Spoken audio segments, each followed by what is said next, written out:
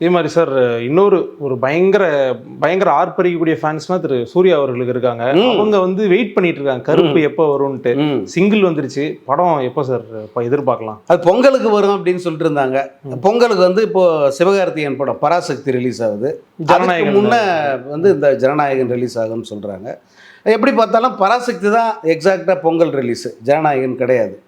So அந்த படம் வர்றதுனால வந்து அது கூட கிளாஷ் வர்றது வந்து கொஞ்சம் கஷ்டம்தான். அதனால் பொங்கல் கழித்து வர்றதுக்கு வாய்ப்பு இருக்கிறதா சொல்கிறாங்க. கருப்புடைய ஒர்க்ஸ்லாம் எப்படி சார் போயிட்டு இருக்குன்னா, ஆர்ஜே பாலாஜி அவர்கள் வந்து டேரக்டராக வந்துட்டாரு. பட் சூர்யா மாதிரி ஒரு பெரிய நடிகரை வச்சு அவர் இயக்குறாரு, எதிர்பார்ப்பு அதிகமாகிடுச்சு. ஆமாம், கரெக்டாக போயிட்டு இருக்கா எல்லாமே? இப்போ ஒரு ஹீரோவுக்கு வந்து ஃபுல்லாக சாட்டிஸ்ஃபை ஆனதுனால அவர் நடிக்கிறாரு. அது இது வரைக்கும் ஷூட்டிங்கு எல்லாமே ரொம்ப பர்ஃபெக்டாக போனதாக தான் எல்லாருமே சொல்கிறாங்க. சூர்யா கூட ஒரு இதில் சொல்லியிருந்தார், ரொம்ப நல்லா இருந்தது அப்படின்னு சொல்லிட்டு. ஸோ அவங்க சொல்கிறதெல்லாம் வச்சு பார்க்கும்போது சூர்யாவுக்கு வந்து அது இன்னொரு அயன் மாதிரி ஒரு படமாக அமையறதுக்கு வாய்ப்பு இருக்குது. ஏன்னா அது சூர்யாவே ரொம்ப எதிர்பார்க்குறாரு. அந்த மாதிரி ஒரு படம் அமையவில்லை. இந்த சமீப காலத்தில் பார்த்தீங்கன்னா சூர்யா மகிழ்ச்சி அடைகிற அளவுக்கு ஒரு ஹிட்டு அவருக்கு கிடைக்கல. அந்த படத்தில் கிடைக்குன்னு நம்புகிறாரு. கிடைச்சா நல்லது தான்.